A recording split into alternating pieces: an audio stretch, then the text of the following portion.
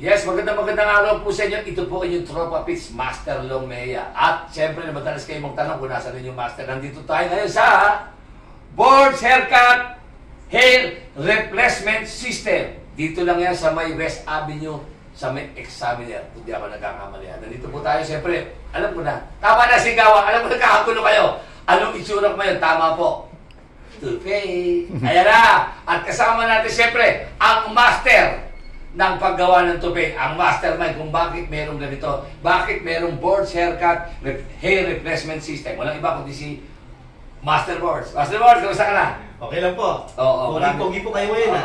Maraming salamat sa ginawa mo sa akin. At ito, tinatawag na paspasan tanong ni Master Long. O, una kong tanong, ito. Ang unang tanong sa'yo, bakit mo naisipan itong business na to? Nagsimula sa pamilya namin dahil maninipis yung buhok namin. Kayo talaga. Opo. Lahi